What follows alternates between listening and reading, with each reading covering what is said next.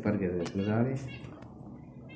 السلام علیکم الحمد للہ جی، آپ دیکھ رہے ہیں فنج میچ ٹی وی۔ دوستوں یہ میں نے ایک مادی پکڑی ہوئی ہے، آپ بھائیوں کو دکھا رہا ہوں، یہ دیکھیں جی، اس کے پر بھی اڑ نظر آتے گر رہے آتے ہوں گے، یہ دیکھیں جی دوستوں، ایک منٹ فوکس ہو جائے دوستوں، میں آپ کو دکھاتا ہوں مادی، یہ دیکھیں۔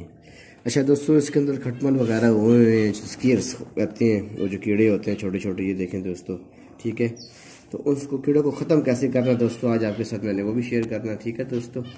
وہ اس کو دوستوں ہم نے لگانا ہے، ایک تو کوپس اور موٹین وغیرہ کا پاؤڈر ہوتا ہے، ٹھیک ہے، پاور پلس، اور میں ان کا پرندوں کو اپنا ملتا ہے وہ لے کے آیا ہوں۔ یہ بہت خوبصورت پرندہ ہے، یہ دیکھیں یہ رمبو میں سے نکلا ہوا ہے، ٹھیک ہے۔ اس کا کلر دیکھیں آپ، یہ کلر نایاب کلر ہے جی دوستوں، یہ ملتا ہی کوئی نہیں ہے، یہ دیکھیں جی۔